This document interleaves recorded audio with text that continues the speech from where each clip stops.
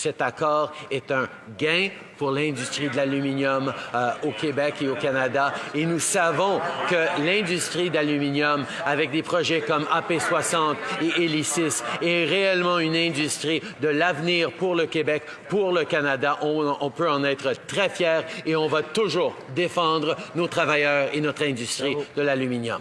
L'honorable député de Richmond-Athabasca. Monsieur le Président, malgré ce qu'essaie de nous répéter le premier ministre depuis le début de la période des questions, on a appris hier qu'un secteur important de l'économie québécoise et canadienne a payé le prix des négociations des libéraux dans le nouvel accord de l'ALENA. C'est l'aluminium dont on parle depuis le début.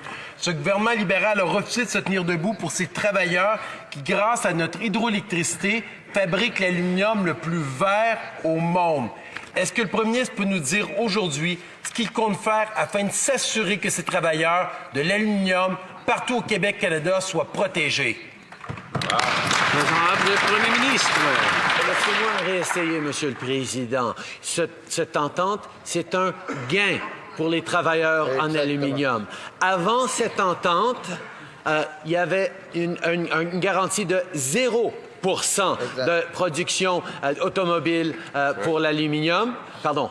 0% d'aluminium nord-américain dans la production d'automobiles. Maintenant, avec cet accord, c'est à 70% de contenu d'aluminium de l'Amérique du Nord. C'est un gain énorme pour nos travailleurs d'aluminium qu'on va toujours défendre.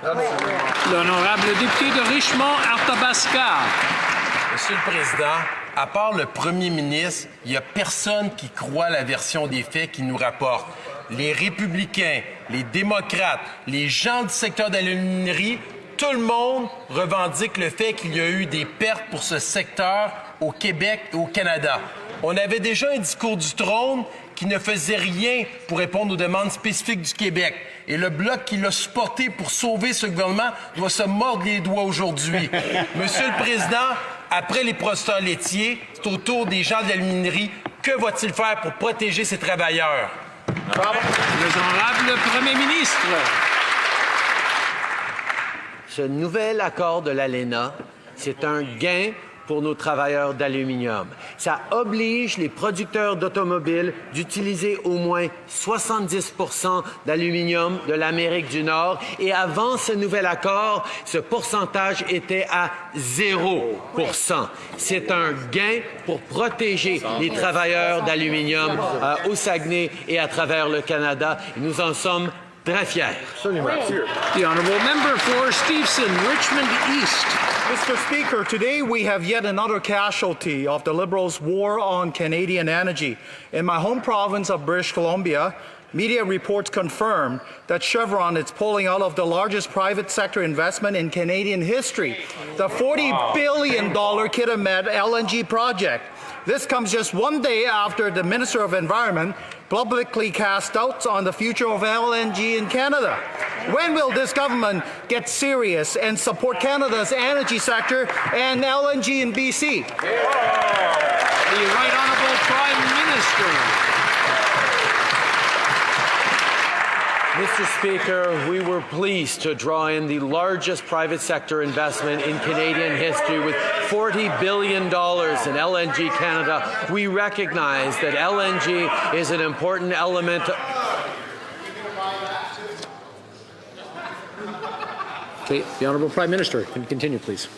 We recognize that natural gas is an important element as we move forward to a lower carbon economy, and that is why we're pleased to be investing in LNG projects and partnering to see more LNG projects right across the country. We understand this is an important step towards that net zero we're going to hit in 2050. The Honourable Member for Central Okanagan, Similkameen Nicola. Mr. Speaker, the largest private sector investment in Canadian history is now at risk due to the actions of this Liberal government. Wow. Now, the disparaging comments by the Environment Minister towards liquefied natural gas has put the future in doubt as we now see Chevron pulling out of the project in Kitimat. We need a Canadian government that stands up for Canadian jobs. Changes are required to Bill C-69 to ensure that pipelines and facilities can be built. Does the Prime Minister agree with his senior BC minister that belittling Canadian energy is the right thing to do? The Right Honourable Prime Minister. Canada is well positioned to become a major player in the global LNG industry. We've proposed projects both in the West and in the East, and strong measures in place to attract investment while also reducing emissions. Thousands of jobs have been created with the single largest private sector investment in Canadian history. Interrupt the Honourable Prime Minister for a moment. I'm trying to hear the answer and I'm having a hard time. I just wanted to make sure everyone could hear. Right, Honourable Prime Minister, please. We will continue to take action to ensure that Canada is on track to become the world's cleanest producer of LNG and reach global markets. The Honourable Member for Winnipeg Centre.